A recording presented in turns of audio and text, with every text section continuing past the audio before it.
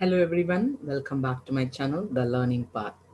This is Dr. B. Meena, Associate Professor, Head Department of Commerce and Vice Principal, Shift 1 from Petition College of Arts and Science, Adaya, Chennai. In this video, you are going to learn some more problems under Taylor's differential pieces system. Click the I button to watch my previous videos to understand more on this Taylor's differential piece rate calculations. Let me check one problem. From the following particulars, calculate the wages earned by workers X, Y, and Z respectively under the Taylor system. Standard time allowed is 10 units per hour. So the company is fixing the target for a 1 hour, you need to produce 10 units. Normal wage rate is given 10 per hour. So piece rate is not given. So we can conclude ourselves piece rate is not given. So we need to calculate the piece rate by making use of this information. Okay, and differential rates to be applied. In this problem, the differential specifically they mentioned 90 percentage piece rate for the below standard and 125% piece rate is for at or above standard. When you have a specific differential to be applicable for below or at or above standard, we need to follow those guidelines only, those instructions only.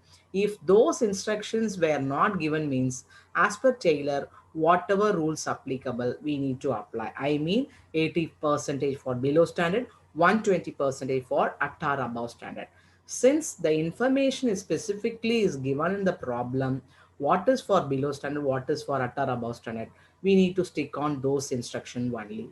If it is not given means, we can apply the Taylor's rules, 80% for below, 120% for at or above standard. Now, the last two information are the production on a day of 8 hours.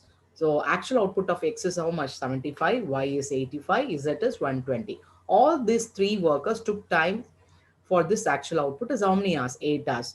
So we need to compare this actual output of EX, Y, Z for 8 hours to be compared with the standard output. But we have the standard output for only 1 hour. So this 1 hour standard output has to be converted for 8 hours. So calculation of standard output for 8 hours, 1 hour is equal to 10 units. The company is fixing, you have to produce 10 units within 1 hour. Then what could be the standard out fixed by the company for 8 hours? 80 units. So we completed the first step. What is the standard output for 8 hours? For it is coming as 80 units. So once we calculate the standard output for 8 hours, then we'll compare with the production of actual production of each and every worker. Before that, we need to calculate the piece rate because the piece rate is not given in this problem. So we need to calculate the piece rate in this problem. So the piece rate formula is standard rate per hour divided by standard production per hour. So what is the standard rate per hour? 10 rupees, right? The normal wage rate is 10 per hour. This is the standard rate per hour. And we already calculated, we already have information this problem. For 1 hour, what is the standard output? 10 units. So 10 divided by 10. So I'll completed. I complete the standard that is straight piece rate rupee 1. So I found what is the standard output for 8 hours? 80 units. I found piece rate. Next, we need to calculate earnings of X and Y as Z. Okay. Calculate the earnings for X, Y, and Y. That is X produce how many units only? 75. But standard is 80 units. So the conclusion is E is below the standard. E is below the standard. So as per the instruction of the problem, as per the instruction is what is that? 90% for below, 125% or at or above standard. So as per the instruction, we need to work out. So X will get only 90%. So 75 is actual production into piece rate. We calculate 1 rupee. So 90%, 67.5. Next, Y produce 85 units, but standard is 80 units. So the conclusion is above the standard. Therefore, 125% of piece rate will be given.